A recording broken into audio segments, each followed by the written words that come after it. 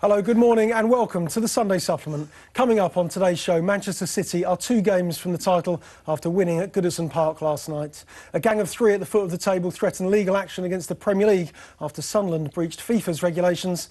And what of Chelsea after Atletico Madrid wrecked their Champions League dream? The special one says they're in a transitional season. Are they really? My guests this morning are always on top of their game. Martin Samuel, the chief sports writer for the Daily Mail. Sean Custis, the chief football writer for the Sun.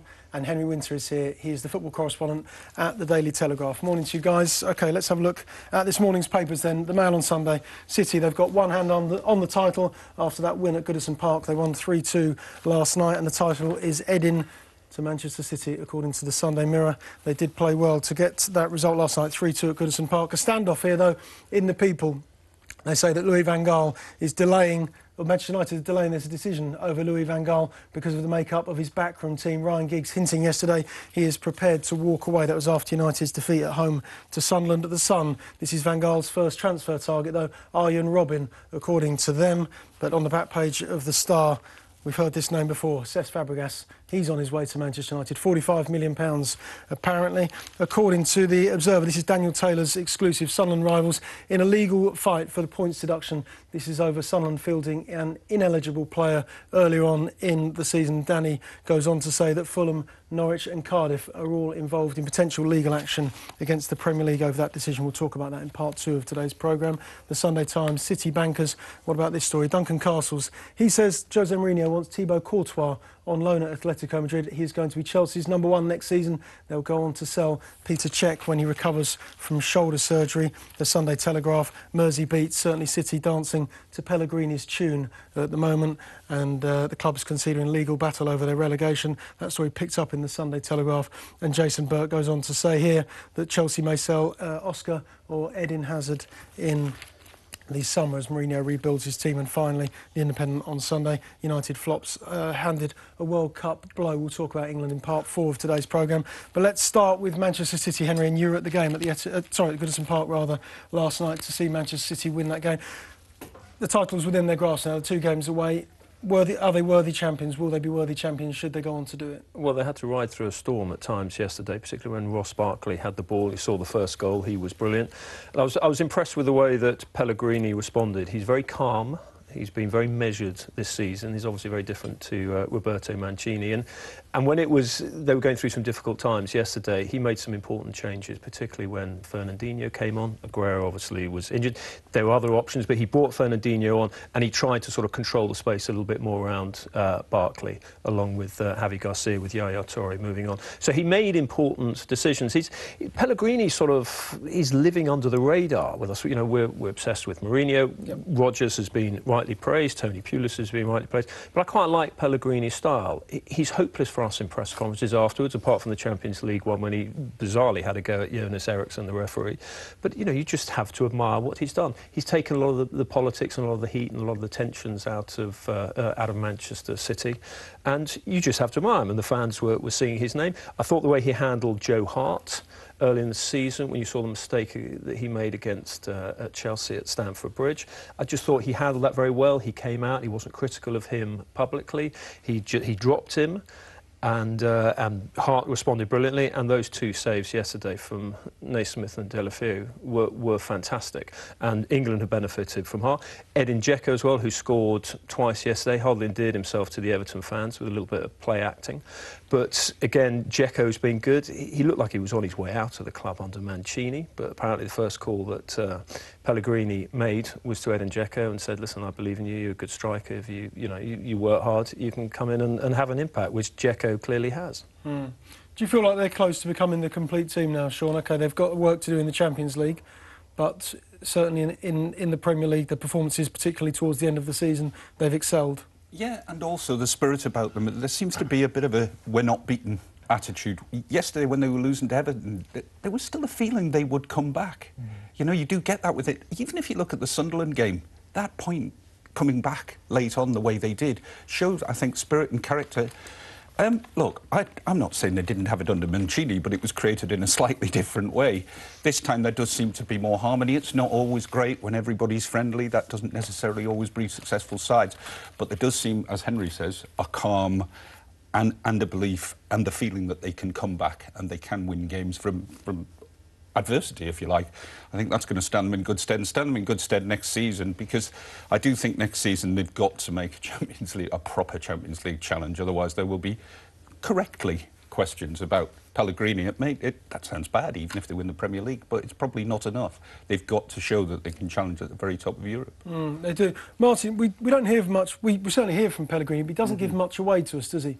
Compared to, say, Mourinho, who articulates his feelings, and he doesn't leave very much in doubt. But do you like that style of management? Well, he's the right manager for what Manchester City want, because Manchester City the owners of Manchester City are involved in a sort of hearts and minds exercise. Really, they want to present a good image of themselves.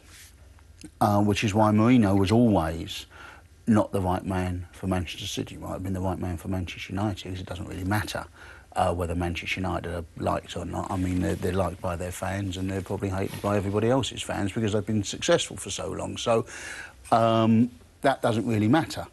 But Manchester City want to be loved. They're very, very almost puppy dog sort of keen to be liked by everybody, and Pellegrini is right for that, because he's not really, as Henry said, that was very, very out of character when he had a go at the referee after the Bayern Munich game, Barcelona game, after the Barcelona game, and that's what they want from their manager. They want everything local. I mean, Mancini, you know, if there was a fire to put out, Mancini was always dashing towards it with a bucket of petrol, basically. So, so you know, which was great, and he won the league for them, and he did everything that they asked of him. But in the end, they wanted somebody that was a more placid character, that wasn't going to keep putting them on the back pages every 2 minutes. And yeah, again, you know, they have existed under the radar this year, partly because Mourinho's come back, partly because of the sort of debacle at Manchester United. I think they wanted more attacking football as well, and 150 goals in all competitions is phenomenal. You know, there's width. They're often, occasionally, too open at times, and they've had to rely on Vincent Kompany, in particular when he's been fit, to keep them in it, and Joe Hart as well. I still think that's a team that needs strengthening. They need another centre half. Yeah, but Dean Michaelis has played well in the second half of the season, hasn't he? Sean? When we went to the press conference right at the start of the season, I think we mentioned this before, they sort of have it in a little porter cabin at Manchester City's training ground, and went there, and there was Pellegrini, and I suppose you were hoping for some sort of rousing address, you know, and we came out of that thinking, it's going to be tough this season. Almost he will have to do his talking on the pitch, because you didn't see how they were going to generate publicity, if you like, or big interest, and they are a team who wants to be loved, as Martin says, around the world. So in some ways... Why do they, Sean? Well, because they're aspiring to be... It's a PR. It's PR. They're aspiring to be a top... You just see from the end of the season where they're taking a team out to play in the Middle East for a friendly, which is causing some trouble with England, that they want to be perceived as this great global club. So they want, in some ways, let's do the talking on the pitch. We don't want a Mancini-type character, but you always have to be successful. Otherwise, you can sort of disappear off the radar with somebody like Pellegrini, I think, as the manager. And there isn't a queue to go to, say, his press conferences on a Friday. Now, look, the fans don't necessarily care about that as long as they're winning. But from a media point of view, he's not a strong character like Mourinho, who keeps them in the headlines. But he's won. I mean, he's in 4 tournaments at the start of the season. By the looks of it, if they maintain, he's going to win 2 out of the 4, which is a very, very good start to the season. And people can dismiss the League Cup, but this is Manchester City we're talking about. This isn't Manchester United. This is a club that hasn't won very much. They're still excited about winning the League Cup as well. Exactly. You know, if you haven't won very much, it doesn't matter the size of your club now, or £300 million worth of players. You're still excited about getting to Wembley. You're still excited about winning the League Cup final, because you haven't won too many League Cup finals. So that was important for him to win the league, even if it is sort of a little bit by default, in as much as everyone, there's this blanket finish with people trying not to win the league almost. You know, Liverpool getting beat at home, Chelsea managing to get beat by Sunderland. So it was out of their hands, and it's back in their hands. that doesn't matter. 2 trophies out of 4 in your first season is a very, very good start. But there's such That's fine what lines Mourinho here. did in 2004, wasn't it? In 2004-05, he won the Carling Cup and then went on to win the Premier League. We said he was a genius. But Ash, there's such fine lines here. If Steven Gerrard doesn't slip, then Pellegrini's season might What's that just song be... last night the Everton fans were singing?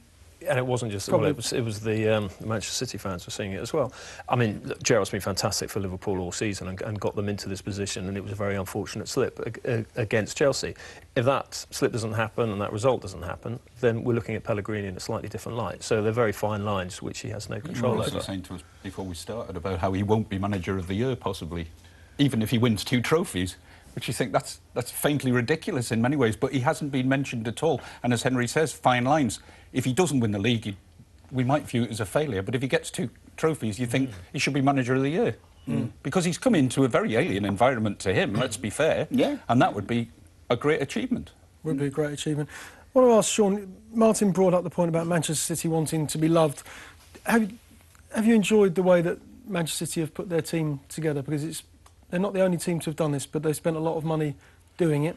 An enormous wage bill of £233 million last season. Does it matter? Yeah, I think it does matter to an extent. We have talked here, and me and Henry have argued about it, about bringing English players through, whether they're bothered about it. I accept they have the academy and all that, and they are hoping to bring English players through. But again, lots of academies have young foreign players in there. I think there is a need for Man City to have some English players coming through. I think, OK, spend all that money, but also show that you can bring them through as well. And then you've got the complete package. I think it is important that that's done. I think probably deep down they do want to do that. But whether they will do that is another matter, because once you challenge, like I was saying, you've got to challenge in the Champions League. So you must have the top quality players. And if you don't think you've got an English player coming through to be able to do that, then you'll go, well, sorry, we'll have to go and spend the money elsewhere. But ultimately, I think that's what they want to do, but it might take some time. They do have 2 people behind the scenes, and well, pretty much public, Begiristan and Soriano, who were involved in Barcelona, where there was that progression from La Masia into Barcelona's first team. Whether that now means that they will promote these kids coming through, but, you know, it does take time. They've got to be good enough. The campus, the Etihad campus, which is being built, I mean, that will help them long term, but you know, again, it's going to take time. But this whole debate about what they're investing in and whether it's sort of PR and public image around the world, that Etihad campus has huge benefit to the local area. Anyone who knew that area before, it was a fairly benighted part of the country, and they've invested money in that. You know, there are parks, there's a school, there's stadiums, there's, you know, areas for kids, and particularly young kids, if they're good at football, will look at that and think, well, this might give me a chance, and will inspire them. So I think, you know, they are doing good.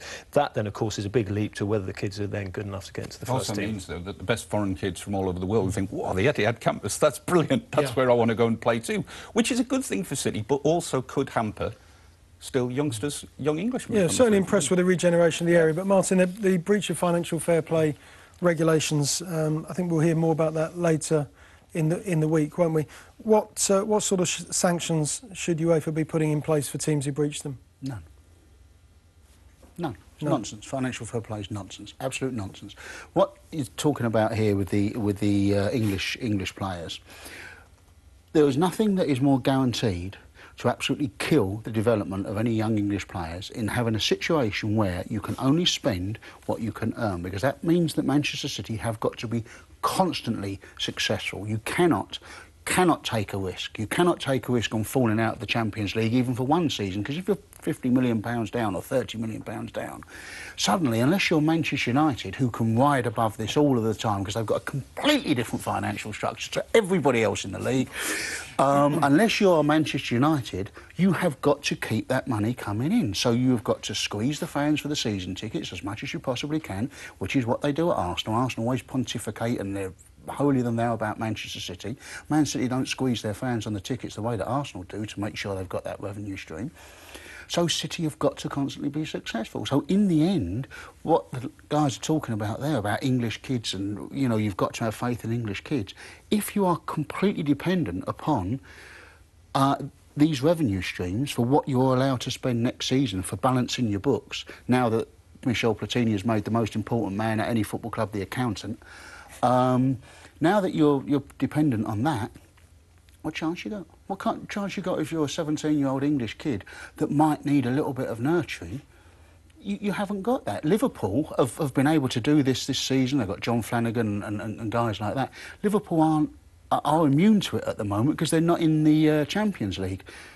You watch once they're in the Champions League, they're going to have to make some very, very hard-nosed decisions about staying in the Champions League, and whether that means you can't take a chance on your youth team as much as you that's one of the decisions they've got to think about. But Martin, where that argument falls down is that the likely punishment for Manchester City will not be being kicked out of Europe, because I agree with you completely. The lawyers and the broadcasters aren't going to have that, aren't going to sort of live with that. What the likely punishment is a salary cap.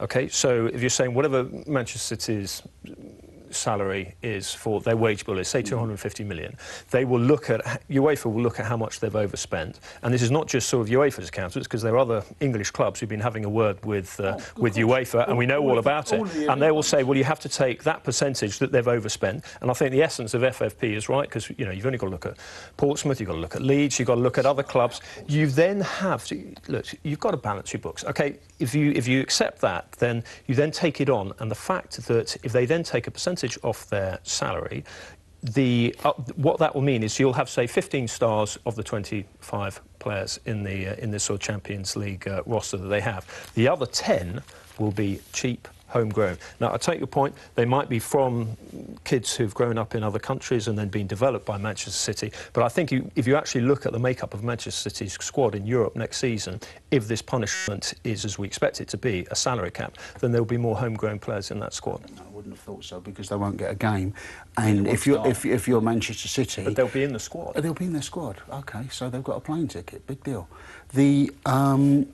If you look at their squad, you can take out Negredo, you can take out Jovetic, two guys that barely play, and that's going to make a massive difference as far as your wages are concerned. Every one of these elite clubs now is carrying a massive staff where there are players earning very, very big money who don't get a game. So how many of them are you going to ban? In the end, you've got to get 11 on the field.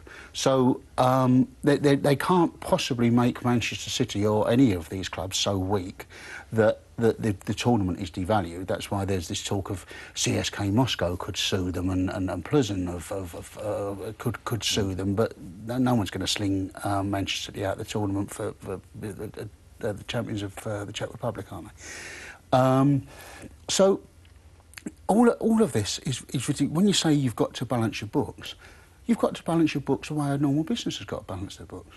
The way every single company that we work for has got to balance its books, which is you should be allowed to invest. As long as you haven't got a debt, you should be allowed to invest. As long as Sheikh Mansour is saying, I don't want a penny of this back.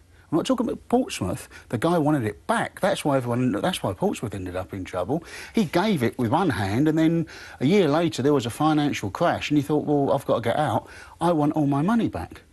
As long as you protect against that, I don't see why anybody isn't entitled to expand their business. I really don't.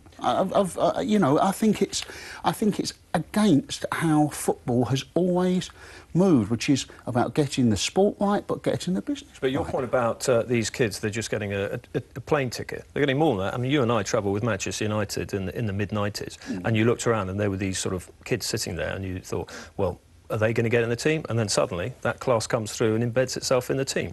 Yeah. Now, you're not going to get a generation like 92 coming in. Exactly. OK, that's exceptional. By the way, the very best ones did. You know, not all of them did. Absolutely. But that's the point is that they were travelling, they were getting experience, and they were gradually coming into the team. OK, all right, guys, we're going to have... guys. Martin. They're not going to ban 10 guys. Apologies. Sorry. We're going to have... I know. I'm sorry, we're going to have to leave it there. We're going to talk next about the gang of three. They're ganging up on Sunderland, according to Danny...